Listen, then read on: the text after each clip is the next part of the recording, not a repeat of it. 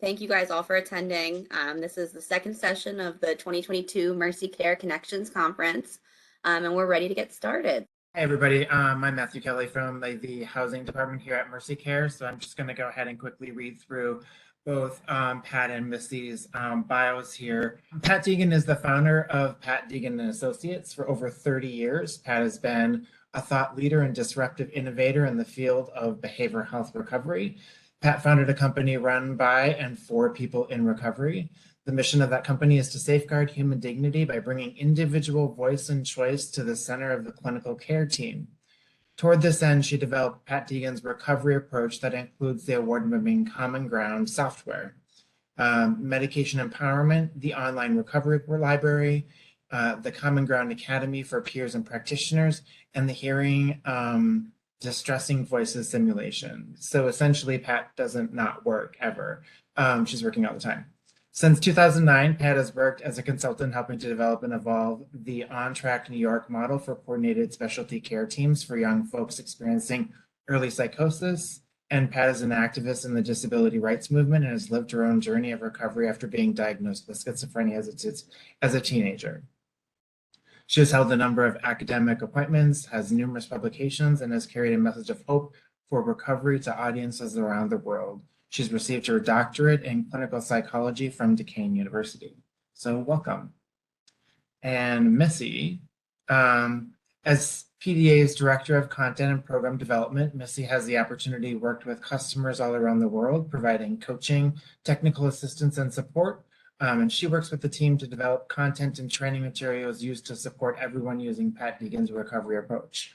Missy has used Common Ground and Pat's recovery approach in her own work as a psych rehab practitioner for many years and has seen firsthand the impact it has on providers and service users, bringing them together to work more collaboratively and amplifying the voice of the user. Go ahead and I will pass it on to Pat and Missy. Thank you. Thank you very much, Matthew. Hi, folks. It's really a pleasure to be here with you today. And I just gave a talk earlier today. So some of the remarks I'm going to make may be a little repetitive, but not so much, I think. But some you might hear echoing from the talk I gave, because there's only so much about personal medicine that I can say. But yeah, let me just start off by saying that Missy and I are very much hoping this is an interactive workshop, that it's not just strictly lecture. And we have a very real goal, which is by the end of this workshop, you will have begun your journey to discovering the healer within you and begin your discovery of your own unique personal medicine. Personal medicine is what we do to be well. And it is unique. There are as many types of personal medicines as there are individuals. And it's a great joy to be able to, begin to that journey of discovering, oh, there's more to me than meets the eye. And oh my gosh, I'm more than my diagnosis. And so we're going to start that journey today, and we want to hear from you, and we'll definitely want you to participate. So I'm going to begin with just a short lecture about how I kind of discovered this thing that eventually we came to call personal medicine. But for now, let me begin by wishing you a happy Juneteenth, important holiday here for our country. And we've got a lot of work to do. But today we get to stand back and take stock and say, okay, we're going to move forward and recommit ourselves to the goal of equity, equality, and justice. Okay, the power of personal medicine, discovering the healer within. Well, in my talk earlier today, I shared a little bit about my recovery story, and it's important to, I think, start all of my talks there because it reminds me and it grounds me in what we're here doing. And this business of behavioral health, we're all about supporting people in finding a pathway into the life that they want, and helping individuals and supporting individuals in that journey to the life that they want is really what recovery-oriented practice is all about. And we have such an opportunity when we meet with a person for the first time We have an opportunity, I think, and a real privilege to be with individuals, perhaps during a really difficult, stressful time in their lives. But in as much as we're there to be with individuals during that point in time where things seem bleak and things seem perhaps even like they can't get much worse or can't get much better, I think that we have the honor then of walking forward with people into tomorrow and the day after tomorrow. And that ultimately to remember that we need to practice what a great comedian named Lily Tomlin called aerobics. Not aerobics, but aerobics, A-W-E, to be in awe, aerobics, right? To practice. There used to be an old commercial, a Dunkin' Donut commercial, where the guy who makes the donuts would show up at 3:30 a.m. to the donut shop and go, "It's time to make the donuts." And sometimes I've been in behavioral health systems where the workforce shows up with that sort of same attitude, that kind of rote, robotic, "It's time to make the donuts, it's time to make the donuts." But the truth is, working in behavioral health is so much more than that. We're not just making the donuts, right? We're having the honor of being with people for a little blip across the lifespan, a little bit of time. And during that time, helping that individual's life kind of rebirth itself. And what could be more awesome, awe-filled, than being able to, in a sense, sometimes I think of myself this way, as a midwife, helping that birthing process as people are undergoing a transformative journey. Yes, that involves suffering, and yes, that it can involve challenges for sure. But that ultimately, I think, brings so many of us into a much fuller and a much richer life. Back in the day, there used to be a kind of a habit maybe, or I used to hear it at conferences that, if your loved one has developed a mental illness, think of it as a sort of from the perspective of death and dying, it's a loss.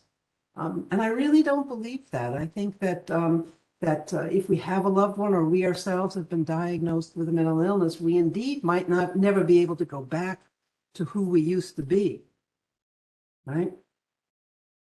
But most of us will move on and become transformed and go through this transformational, awesome transformation in becoming something new in our lives. It really is and can be a birthing process. And for those of us who are working in the field, whether as peer specialists or as licensed clinicians, we certainly are honored to be able to be present as individuals are going through their process of transformation and getting to the life that they want to live.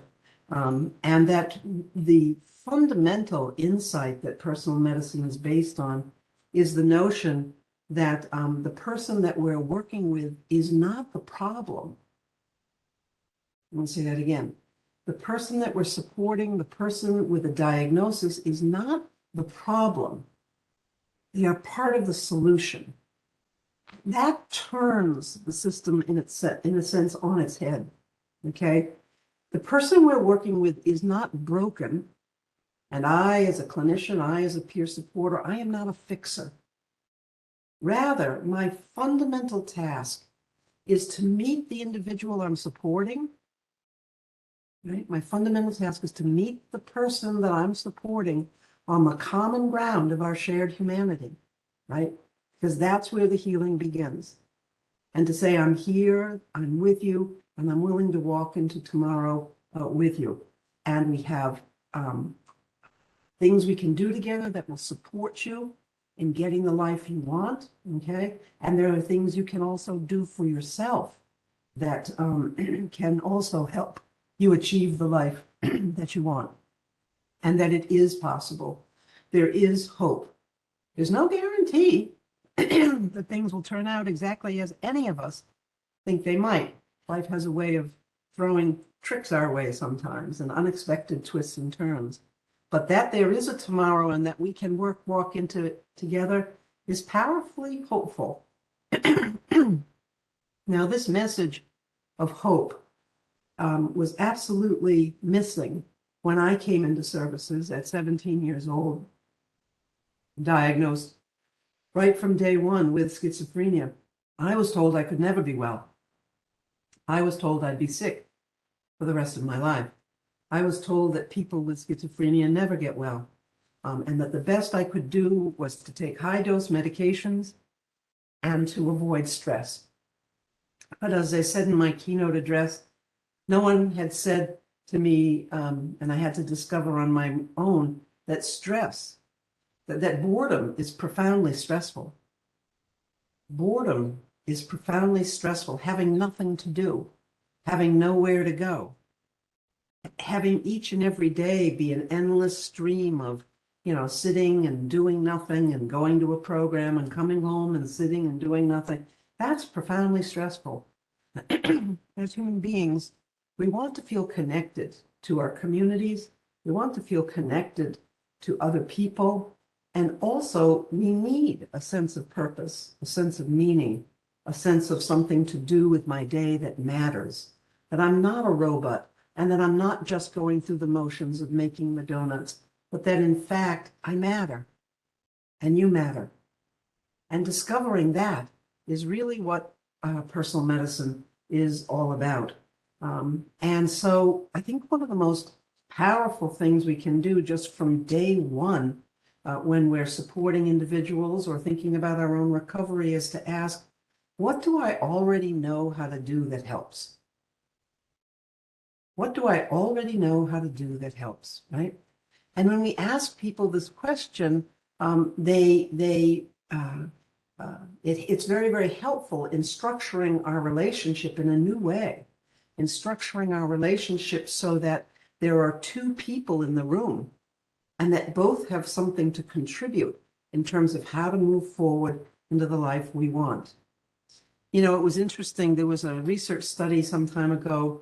It was out of Australia, where a researcher named Vaughn Carr and his research assistants thought up about, 50 or 100 different quote unquote coping strategies that people could use who were diagnosed with schizophrenia. They wrote them down on a long checklist and then went out into the community and talked to people who were diagnosed with schizophrenia and living in the community. And they asked people to check off on that list of, let's say, 50 different quote unquote coping strategies, what they might have done. And in addition to checking off various strategies on the list of 50, they generated thousands of new unidentified coping strategies because someone had taken the time to ask, right? And this was a huge insight at the time that, oh my gosh, that people diagnosed with psychosis are resilient, and that people diagnosed with psychosis are already up to trying to adapt and to pass through the challenges that they are facing. And so for me, for instance, in the early days when I was first hospitalized, I reported that somebody must have put LSD in my drink or something, and that got interpreted as being psychotic and as being delusional, and as part of a delusional system. But the truth was, for me, it was incredibly powerful coping strategy. In other words, before I got into any kind of treatment or anything, I was having these really hard days and these really difficult times. And I would tell myself, like, for instance, I couldn't sit through class and I couldn't, do the regular things I'm supposed to do, right? Because I'm hearing these distressing voices and I'm having frightening thoughts and I'm extremely anxious. So I would tell myself, oh, somebody put LSD in my orange juice this morning. And believing that was actually helpful, because guess what? If someone had put LSD in my orange juice, my psychedelic experience would be over in maybe 12 hours. And I'll tell you, you can get through anything if it's going to be over, if you know that there's a point in time when it ends. It's when something is happening and it has no end point that the freak out can really begin. So for me, telling myself this was actually, in its own little way, a tiny inkling of personal medicine, if you will, a way to help myself, right? But my team didn't understand that or even entertain that idea. I just think it's really important to ask people, what do you already know how to do that helps?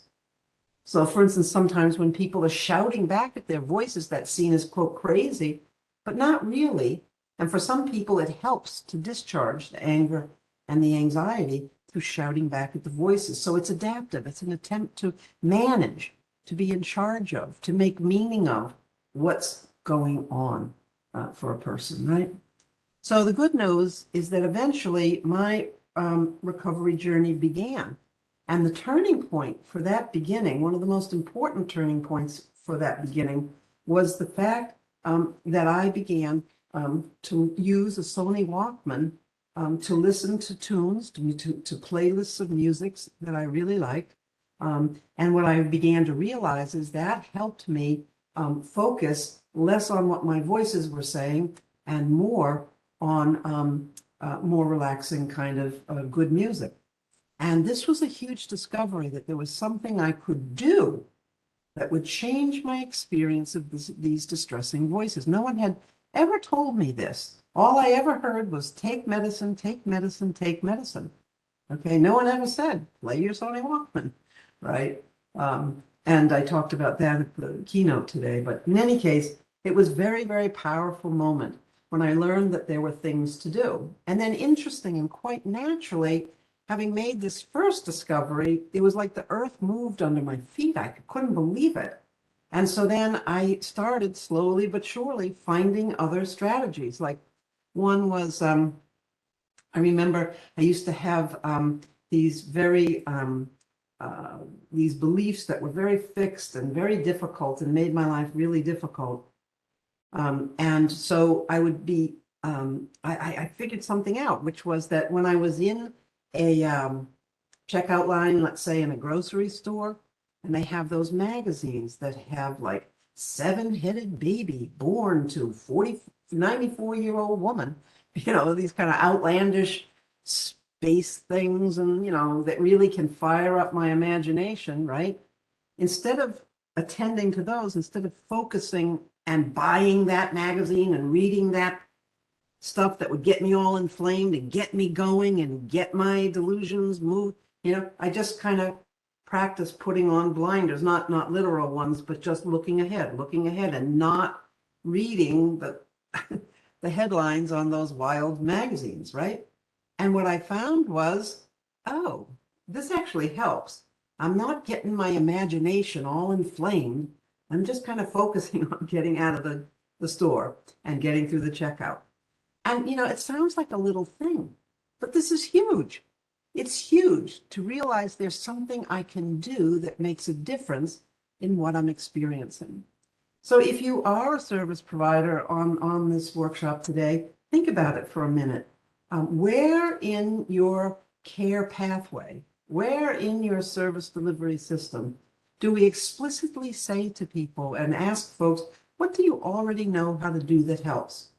When this is occurring, what do you know how to do that seems to work for you? It's the beginning of introducing the practice of personal medicine into your health system. So now I want to tell you a little bit, and by the way, my personal medicine just continues to grow and to grow and to grow over time now. And I think it's a game changer. And I want to tell you how it is I stumbled upon it in terms of my research. So I want you to close your eyes for a minute and entertain the question, what is medicine? When I say the word medicine, you know, what's going to come into your mind?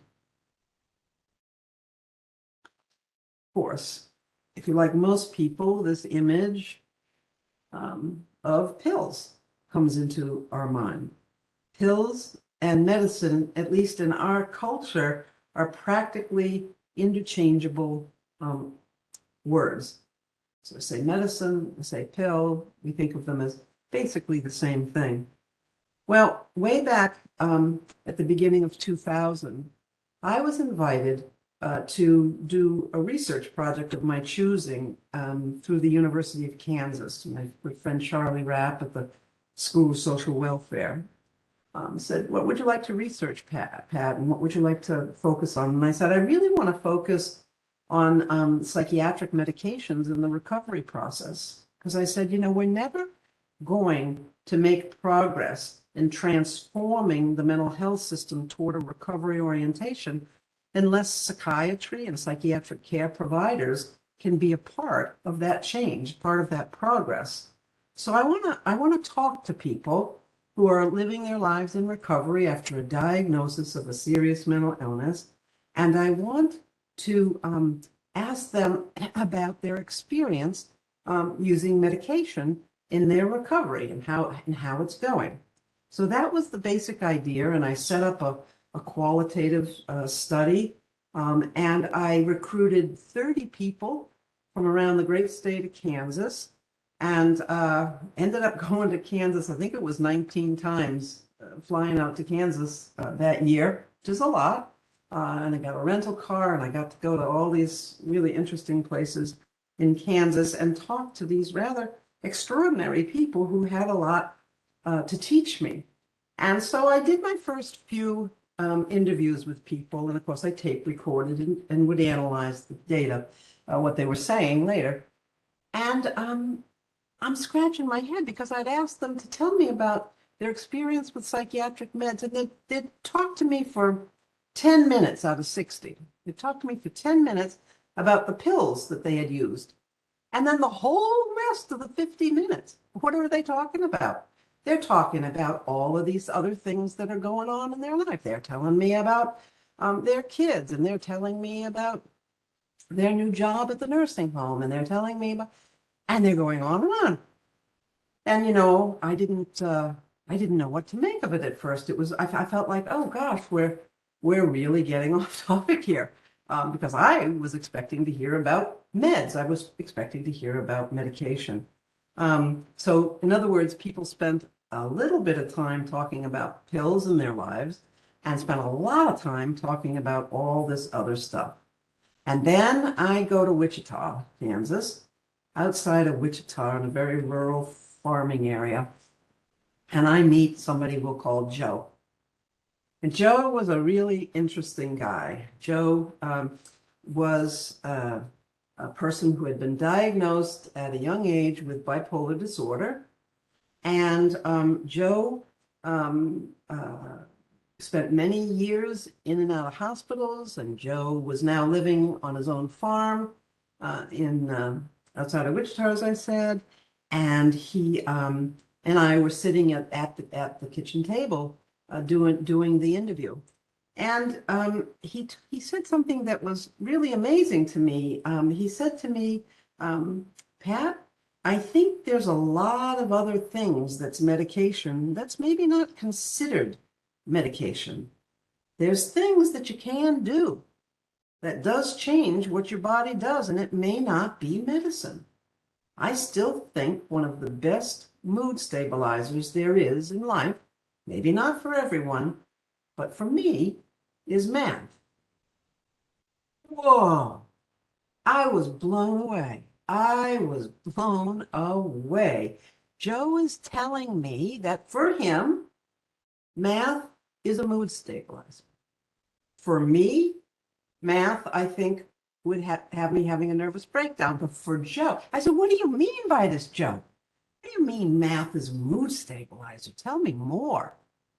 And he says, he said, every now and again, I could feel myself. I noticed that I couldn't sleep very well at night. And I knew that meant that the bipolar mania train was coming to town, he said. And he said, so when that would start to happen, he said, I had a PRN for some pill medicine to up a dose to help me more with sleep. And he said, and I had agreement with my psychiatrist, and I would take that. He said, but you know what else I did? I said, what? He said, I got out this book of mine of classical mathematic problems, and I sat right here at this kitchen table, he said, and I'd stay up and I would work these really, really challenging problems.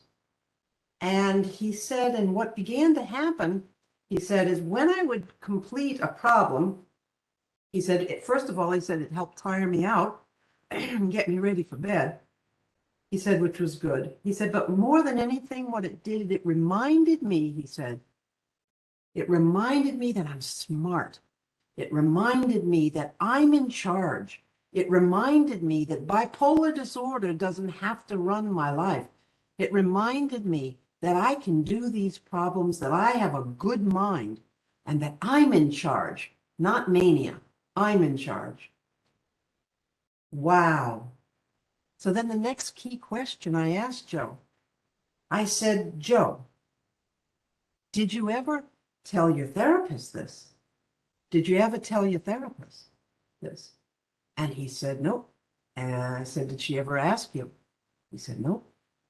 So in other words, Joe was out here. And as far as the mental health system knew, Joe just used this PRN as needed medication when he was having trouble sleeping.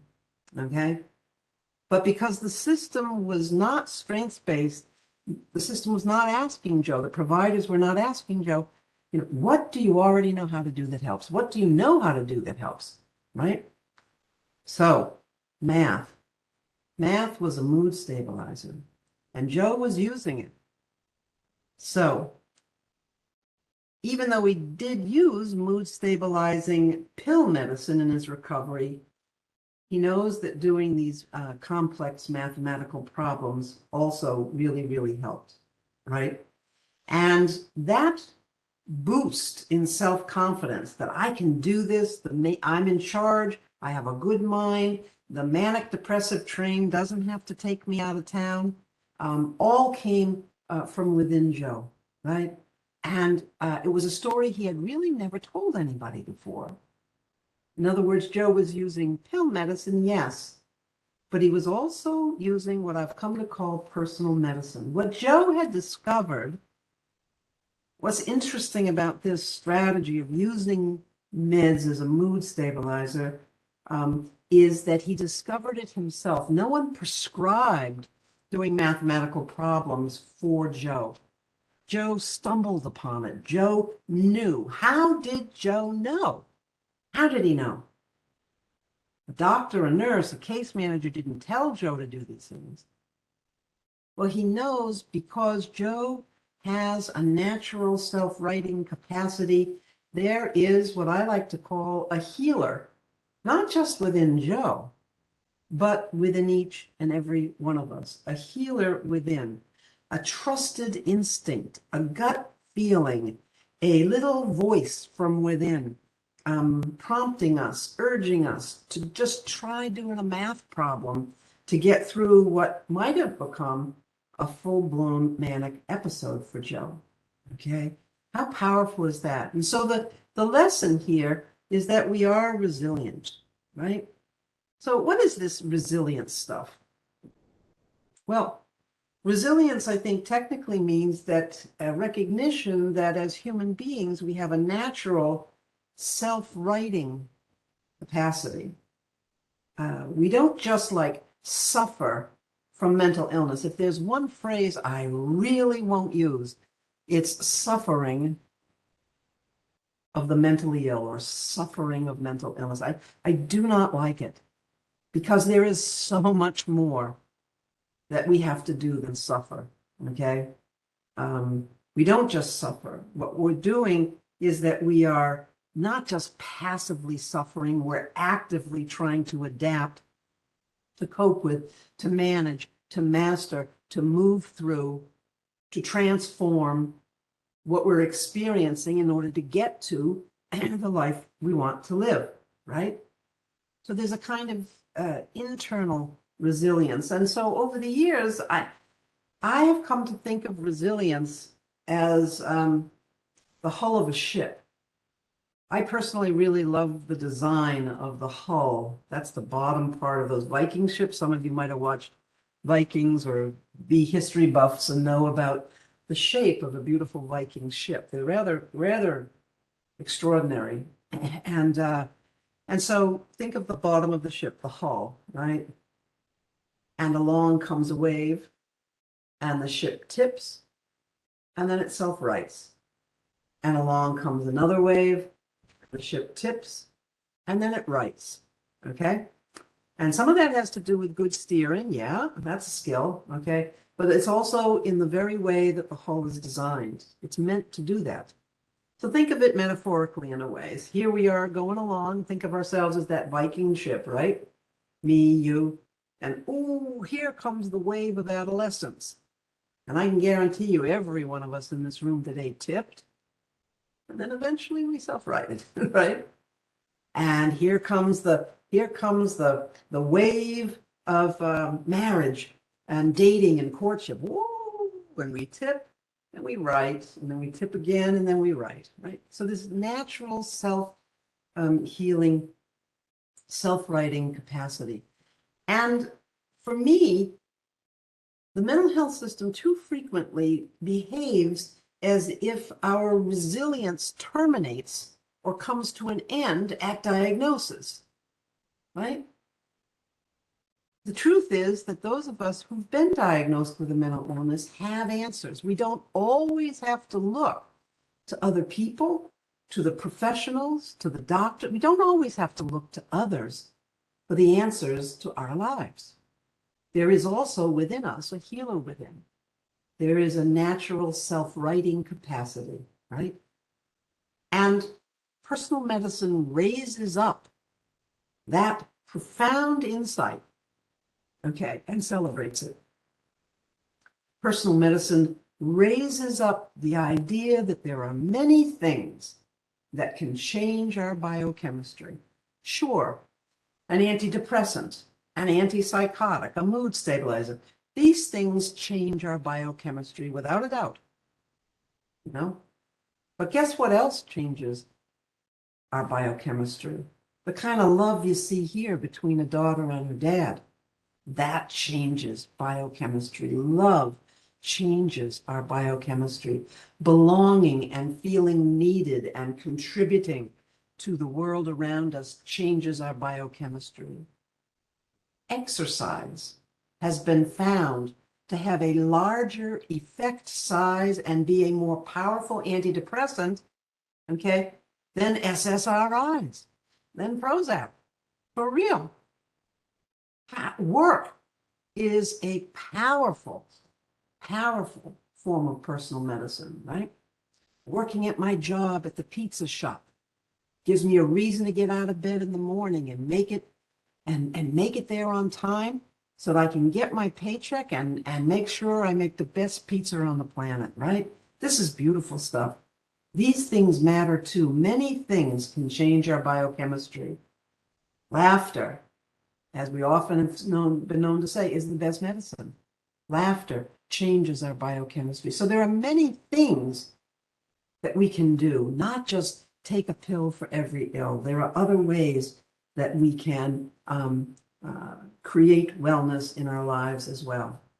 And so really what's going on here, and what I'm going to be forever grateful to Joe for, is that eventually I called this insight that he taught me about so succinctly, I called it personal medicine, the things we do to be well.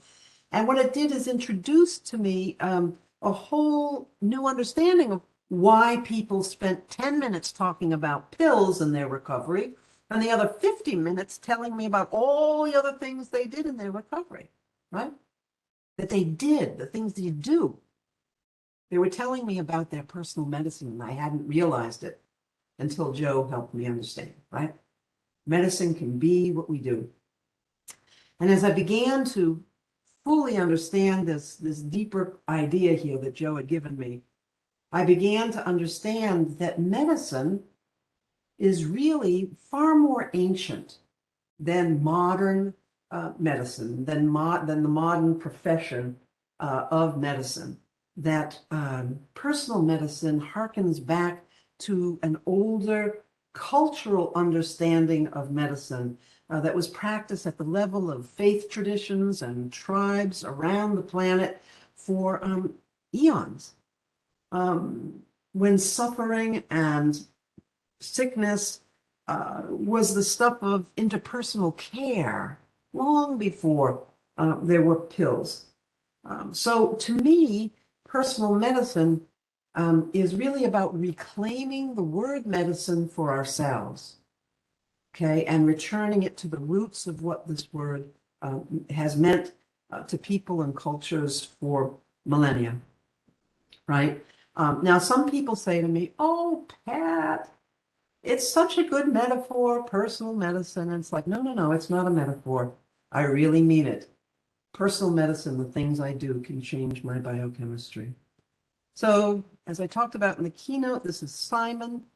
Here's how I define personal medicine technically and how my paper published in 2005 introduced it to our field. I said personal medicines are self-initiated, non-pharmaceutical self-care strategies that serve to give us meaning and purpose in life and that help diminish stress. During the keynote today, I talked about how for Simon, this big old pup that he has is part of his essential wellness tools, part of his personal medicine, okay? He also struggles with major depression, okay? And he does use psychiatric pill medicine. Yes, he does, okay? But he knows that that's not enough because for him, caring for his dog is powerful personal medicine. It not only puts a smile on his face, but it helps him get out of bed in the morning.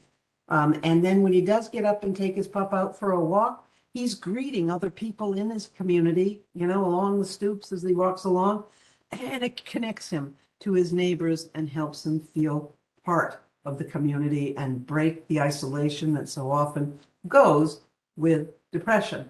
Powerful medicine, as important as any pill he's going to swallow. Now, personal medicine can also be not just the big stuff like a dog or a child or a job, but it can also be the smaller stuff we do that helps us get well. And so for Miriam, she was a trauma survivor, sexual abuse trauma survivor, and felt that pretty much anything she touched or anything just got contaminated because she just felt so, on her rough days, just felt so toxic, right? As an abuse survivor. And she was working on it. So one of the things that she did, and she discovered that came from within her, was that gardening. For her to be able to get out and put her hands in the ground and to realize that life was going to come, not corruption, but life was going to come from this toil, from this labor, was deeply and profoundly healing, right? Powerful, powerful medicine for her. So personal medicine is a disruptive transformation, okay, and I'll show you why. Because the field currently thinks that medicine is a pill, right? But we're also saying medicine can be what you do. And it's not necessarily an either or choice. Okay, medicine is about finding the balance between any pill we might use and what we do to be well. And that can open up a pathway into recovery. A lot of times we hear that the people who receive services are the problem. But we're saying, nope, we're part of the solution. Healthcare gets delivered in healthcare delivery system. We're turning that idea on its head and we're saying, no, healthcare is co-created between a service provider and myself. We co-create my journey. We think of the people that get served as being sick. In our model, we're saying, no, I'm resilient. I have a natural self-righting capacity. There's tremendous emphasis on taking your meds, taking your pill medicine, but we say, no, no, find your right balance between your pill medicine and your personal medicine. Now, Zane did not know this in the beginning, okay? Zane told me, I'm not working, I just go to the program every day, and then I come home and I get into bed, and I don't really do anything. I just go to my doctor, and he tweaks my meds. And I said to him, you said the medication has to be adjusted just right in order to be able to move ahead? And Zane said, yeah, because I have a chemical imbalance and it has to be balanced right. So basically, what Zane was doing was he was very, very passive. And he was saying, I have a biochemical brain imbalance that needs to be balanced. So every month I go to the psychiatrist who prescribes my meds to balance my brain biochemistry. Then I go home and wait. But the meds don't work. They don't recover me. They don't make me all better. So I get even more depressed. Then I go back to my psychiatrist a few weeks later again. He tweaks my meds again because I have a biochemical brain health. This is what I call a downward spiral. This is leading him away from recovery. Where can we help? We can help him discover his personal medicine. Sitting around waiting for pills to fix us usually doesn't work for most of us, right? Right? Yes, medication can be very helpful, but it's not very enough. We also have to discover our personal medicine, the things we can do. And so what Zane was able to find out is that, yeah, medicine can be what I do. And he says, on a good day, skateboarding downtown helps me focus and forget my problems for a minute. On a rough day, taking a long shower helps me get out of bed. So he's got two kinds of personal medicine going on now, right? One for better days when he's feeling better, and one for rough days. And both kinds of personal medicine are beginning to help him discover there are things I can do. I can get activated. There are things I can do. Sitting around waiting to be cured is probably going to be a long wait. There's another really beautiful dimension of personal medicine that I want to mention before signing off here with you. And that is illustrated through an encounter I had with a woman called Jew. And so Jew said, we had been in the mental health system for a very long time. She had been diagnosed with schizoaffective disorder forever. And, you know, she went to day treatment, and she religiously went to med clinic and groups. And really, that's a lot of what she really did. And she and I were talking about personal medicine, and she said, "Oh, no, I don't do that. I don't have that, whatever." And she said, "I just take my pills like I'm supposed to take my pills, and I go to my groups." And I said, "Okay." And we got to talking, and I asked her if she had any photographs in her wallet that she was fond of or carried with her. So she took them out, and she shows me this absolutely adorable little guy, right? And we get to talking about her and her grandson.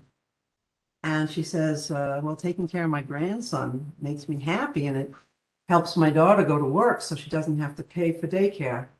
Whoa, Jew, what an amazing thing. I mean, when I saw her light up when she took that picture out of her grandson, it was like night and day. I said, does your therapist know about? No, I don't really talk much about it. You know, it's family, and I don't really say anything about that. I said, wow, do you know this is your personal medicine? This is part of what, I said, do you know that came from within you? Did anybody tell you to? No, I just, you knew this, Jew? And her eyes welled up in tears. No one had ever let her know there was a healer within her. No one ever let her know and helped her discover. Okay, and she said to me, I cried too. I never thought anything good could come from me. I thought I was crazy. Oh my gosh, right? This discovery of personal medicine is what it's all about, that it's not just coping strategies. I could just say, oh, well, congratulations, you've got a coping strategy. Coping strategies are entirely generic, right? No. Personal medicine is profoundly personal. It comes from within. In the process of working with people around their personal medicine, we help them deepen their understanding by asking, where did that come from? That came from within you. How can that be that came from within you? I guess there are answers within you too. I guess you are a resilient person. Well, you won't be surprised to hear that we've got some research findings for personal medicine. And what we've learned is that use of personal medicine, once a person gets started, they keep going with it. It increases over time. And it also increases a sense of activation in self-care. There are things I can do. Okay, and that's all good news, because the more activated we become, the better health outcomes are in general. And so we are clear when we say that there's a good evidence base for the power of personal medicine in folks' lives. And that's why we're so happy to bring it to Arizona. Just to leave you with a published report about our personal medicine approach. It does support recovery-oriented practice. It's evidence-based, and it increases activation, empowerment, and leads to more robust health outcomes. This practice of personal medicine, it does meet SAMHSA's criteria for recovery-based practice and the core competencies of peer support as well. So yay. At this point, what I'm going to do is see if there are any questions. I kind of find it very interesting how the whole presentation. I guess I need to find my thing that's my personal healing or whatever, something like that, because I used to say to certain people, like, if I listen to music and I'm singing and dancing, I'm like, it's like kind of like my personal therapy besides my regular therapy I take, which that therapy does help me, and it's gotten me off less medications, which I'm glad. But I don't know. I just wonder if that would be something I guess considered a personal healing, because yeah, I sing, I dance, I listen to music, and I'm always doing good sometimes when I do that, or if Oh, I'm in a mood. absolutely. I mean, that is personal medicine. And what we would help you to do is to craft when you use it and the specific ways that it helps, right? And being able to articulate that and then have it validated as something that came from within you, right? You Okay. weren't instructed to do this. And what is this part of you that has the know-how, and how can we cultivate even more personal medicine? Yes, that's exactly what it's about. And we're going to be doing a little bit of that in a minute. Oh, okay. All Yeah, right. very cool. All right. Thank you. Yeah. I see that Dr. Monica says that she can see personal medicine being used for physical medical health issues as well as behavioral mental health and brain health. You're absolutely right. A lot of us with physical health challenges also are using it to help to modify some of our health behaviors and to increase physical wellness. I know for myself, I just recently discovered I use a rowing machine now that I don't go to the gym because of the pandemic. And anyway, I found that by boosting my workouts to 30 minutes on a rower, it actually improves my mood in a way that at a 20-minute row really doesn't, right? And so, yeah, the physical health benefits can be wonderful sometimes. The question is personal medicine a coping strategy, which my counselor says I do too much of? It is not a coping strategy. Coping strategies are generic. Personal medicine is above all deeply personal. And so, in other words, some people might say, well, exercise in general is a coping strategy, but it's general, it's generic. Being able to articulate, that the kind of exercise I do is vacuuming in the house vigorously, right, while playing wild music. Now that is personal medicine, right? And because it's so personal and because it's going to help me in very specific ways. We'll have more to share with you on that. It's not a coping strategy. Thank you for clarifying that. That's good because I Yeah. think it could be confusing, right? But you're like you said, it's very personal. So that's good to know. I don't see any more questions in the chat. Do we have any other raised hands currently? Margaret also asked if there can be negative personal medicine. That's a great question. The backstory is, yes, I think that personal medicine is always positive, and that if something is resulting in harm, let's say exercising to a point of muscle wasting or exercising to the point where, and again, combining it with not eating proper nutrition to maintain that level, that begins to break me down. So we would ask that person to deepen personal medicine into an understanding of something that's going to actually build me up. And I remember this really came to a head for me. This woman I knew that was a peer, she was living in a really rural place, and she had a terrible history of domestic violence and a terrible history of growing up in an abusive home. And so what she would do in order sometimes when she was getting triggered, she had a box full of what at the time were called snuff films. And they were basically these horrific pornographic films in which for real people are for real maimed and murdered. Very terrible stuff. And she said, and I would watch one of those if I got triggered, and then I'd sleep like a baby. And we talked about that, and we said, well, no, because that's really, really not, that kind of self-injury is just really not building you up into the person that you want to be.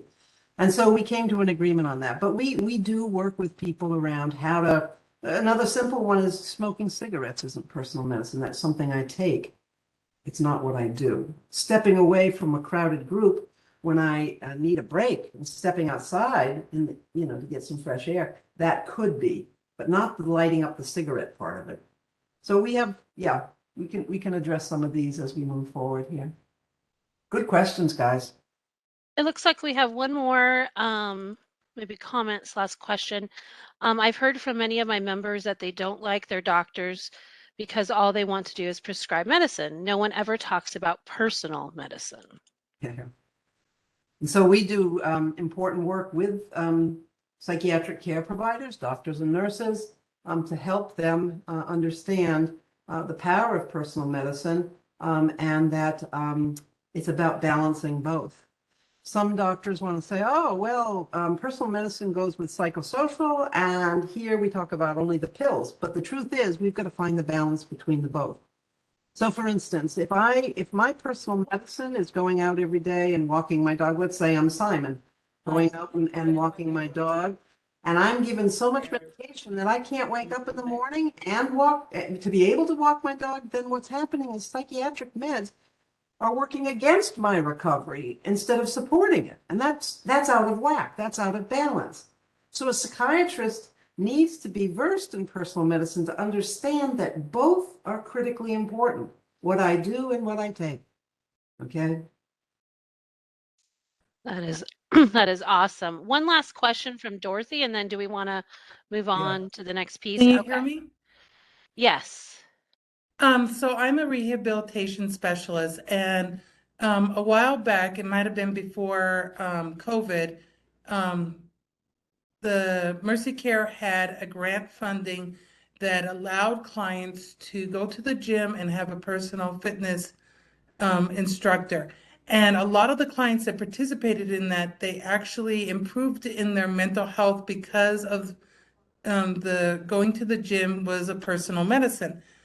I know that things have changed because of the national emergency and things like that, but if the grant makers of Mercy Care are able to re-examine that, that might be a really good resource for a lot of our clients that isolate and also have health concerns besides mental health to be able to do the fitness. We were talking here with several of the clients, and they were saying how if they had that access, that it would help them dramatically. Thank you for that. And then I think Christy McMurray wanted to just add a couple little points about personal medicine real quick. Go ahead, Christy. Unfortunately, we did lose the funding from that. We got it through Access, but that is something that we can look at exploring other avenues because I know that it was definitely beneficial. I remember talking to someone in person at one of the Connections conference the last time we had it. So thank you for that.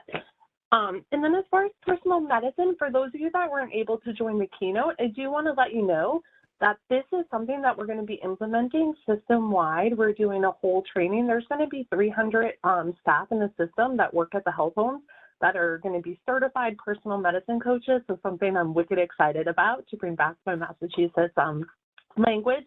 So the training starting in August, and by next year we should have 300 staff. It will be the rehabilitation specialists. I mean, just feel like it's just so crucial, right? Like people's voices matter. You're the expert, like Pat says. And then members will also have a personal medicine goal as part of their treatment plan.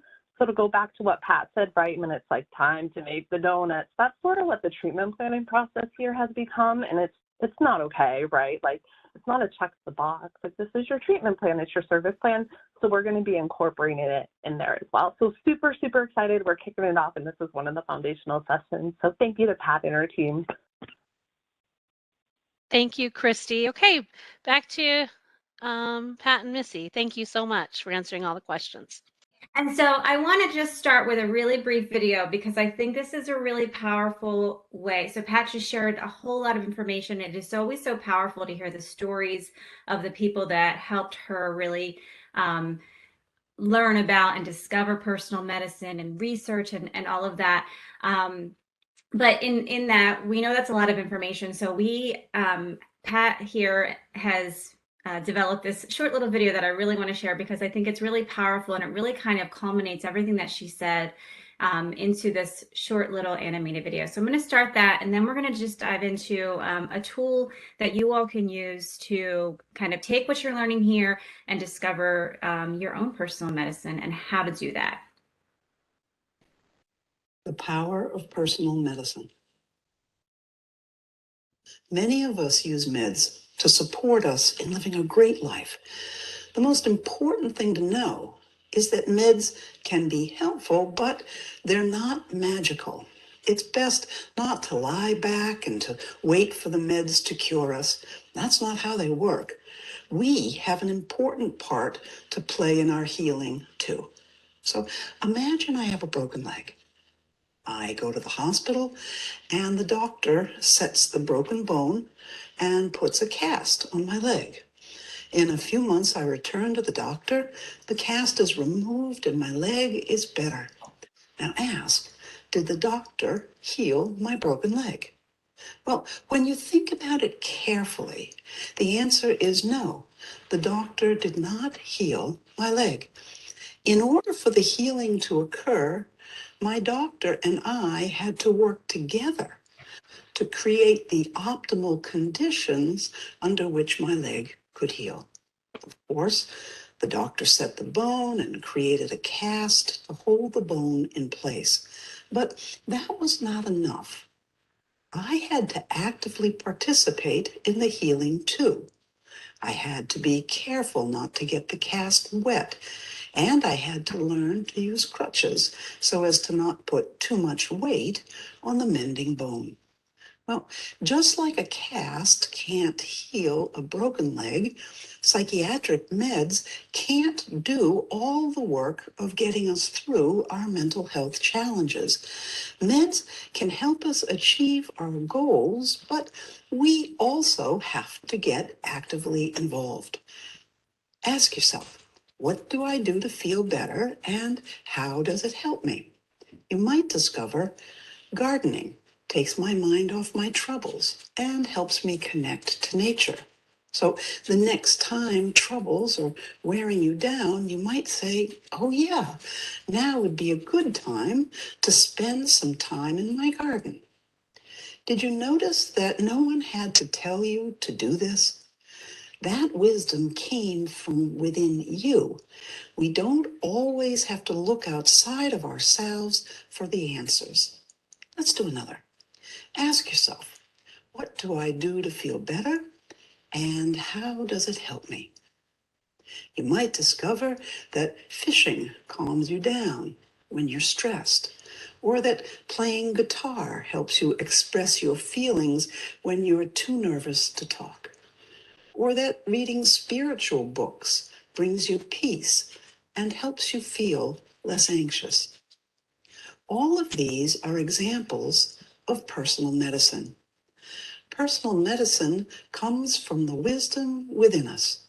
It's unique to each of us, and we can have many types of personal medicine. Personal medicine is what we do. Psychiatric medicine is what we take.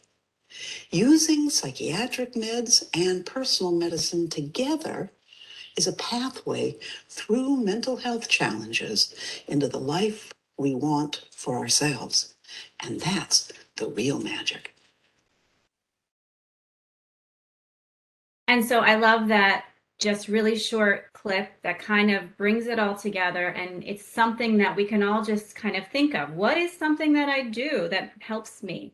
that makes me feel better, and how does it help me, right? So we talk about, why personal medicine is not the same thing as generic coping skills, because it includes that really personal piece of how it helps me, right? There are 100 some of us on this call today, and maybe half of us enjoy walking, but how it helps each one of us individually and helps to support us in feeling better and reaching our goals is as different as we are. And so when we help people start to think about things, how can I help myself? How am I already helping myself? It really is this powerful activating thing that happens. The power. And so we have developed a worksheet that can help you to really explore and think more deeply and discover your own personal medicine. So in your materials and your handouts, you have a copy of this personal medicine worksheet, I think both in English and in Spanish.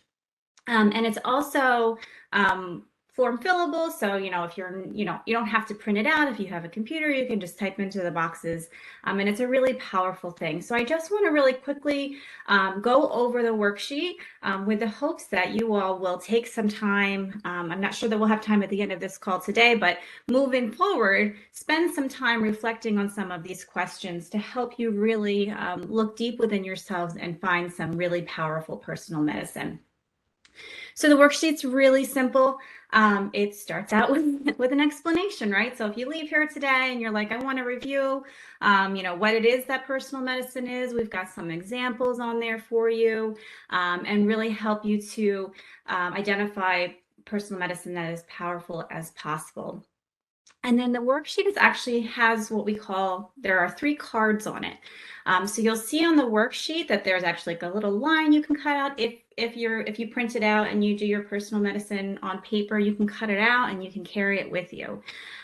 Because we are really big advocates and making sure that we have our personal medicine with us and that we know what it is so that we can use it to support us. And so the layout of the worksheet is really simple. It asks a question. What do I do to feel better, and how does it help me? So I'm going to just share an example of my own personal medicine so you kind of see how it works.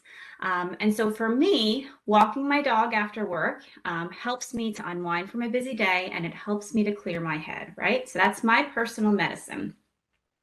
Underneath of that, you see 4 questions. Is my personal medicine powerful? And we say this is one of the most important things to really making our personal medicine as powerful as possible, because we want to make sure that it's available to us and that it's really going to help us. So after you've created your personal medicine statement, walking my dog after work helps me to unwind from a busy day and clear my head, you want to ask yourself these 4 questions to make sure that it's as powerful as possible. So is this a specific activity, not a feeling or a state of being? And so I would say, yeah, walking my dog, it's a specific activity. You can see me doing it. It's an activity. Is it something I do now, not a future goal? And absolutely, this is something that I do. It's something I do on a daily basis. Now, if I were, say, actually a couple of years ago, I had surgery on my foot and I wasn't able to walk for a couple of months. So walking my dog couldn't be my personal medicine because it wasn't something that I could do now at that time. It was a future goal for me. It was something that I wanted to get back to. So I had to make a shift in my personal medicine and find something else that I could do that would help me to unwind after a busy day and to help me clear my head. The next question is it something I do, not something I take? Absolutely. Walking my dog is something I do, not something I take.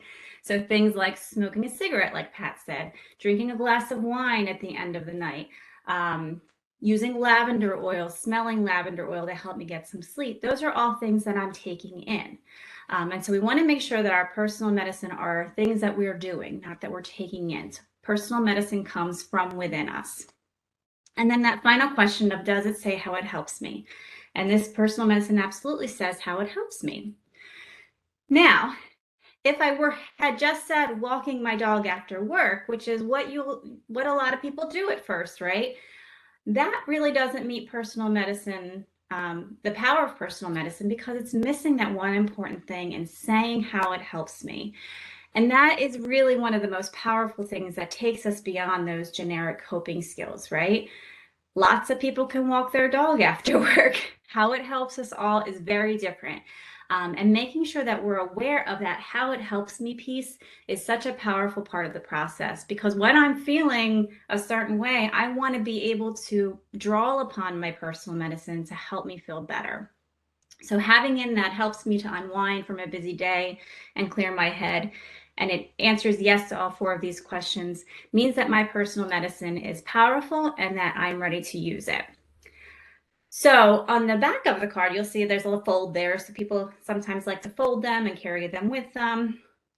There's a couple questions to help us to really make a plan. Now with personal medicine, we always want to be really intentional about what we're doing and why we're doing it. And if any of you are like me, you may forget.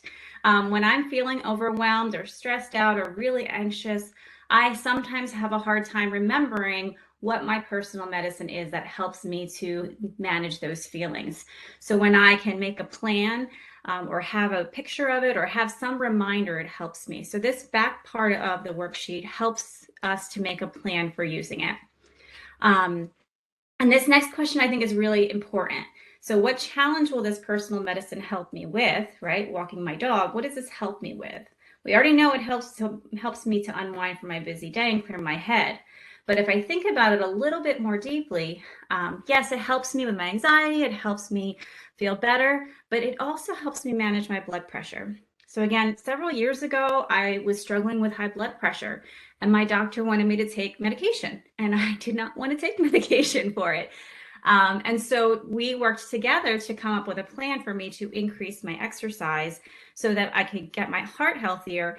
And walking has helped me with my blood pressure, right? So personal medicine can help us with lots of areas in our lives. It doesn't just have to be mental health challenges. It can be our physical health. It can be our spiritual health. It can be our social health. It can be our financial health.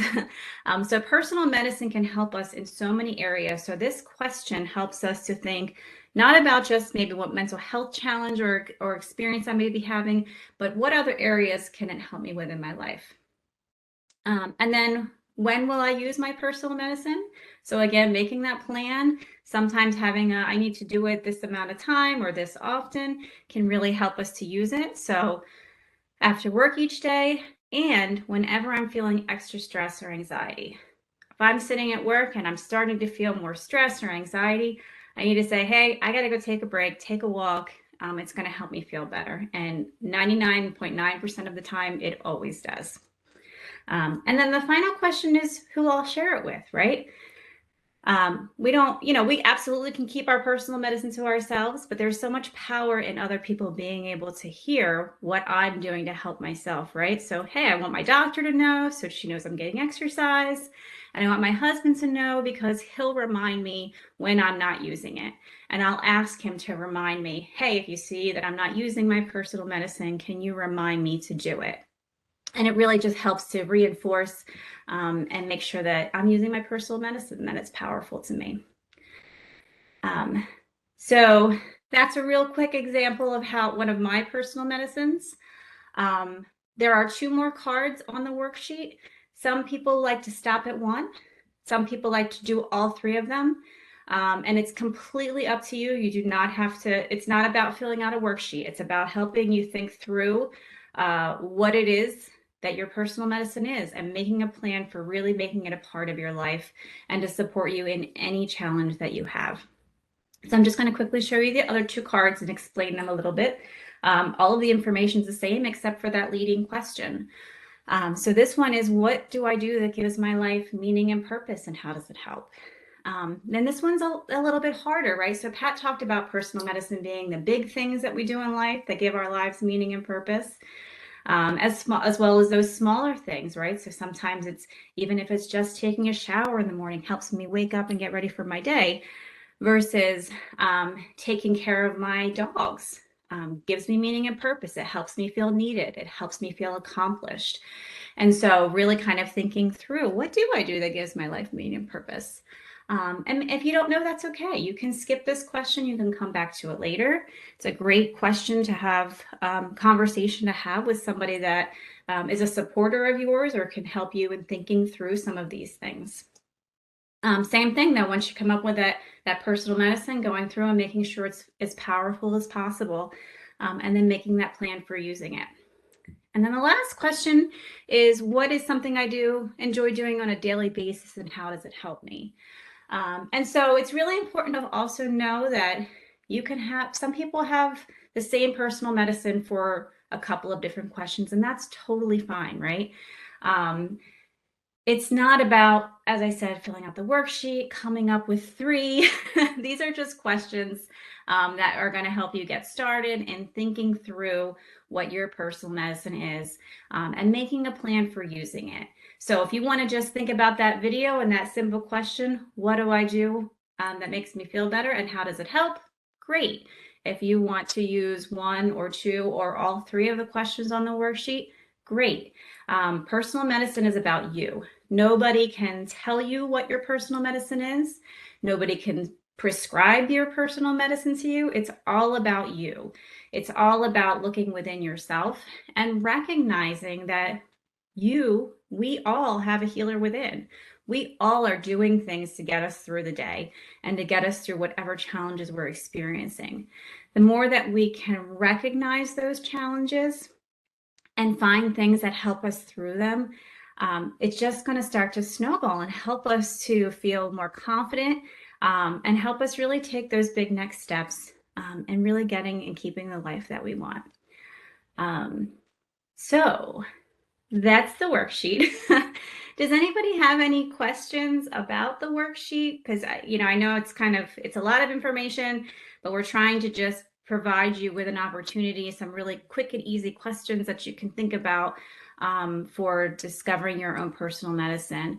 And when I say, in addition to this plan, we should have another question, is where am I going to keep my personal medicine? So there's lots of people who, like I said, like to cut out these cards. I know Pat is a really big fan of having the paper copy and keeping her card with her.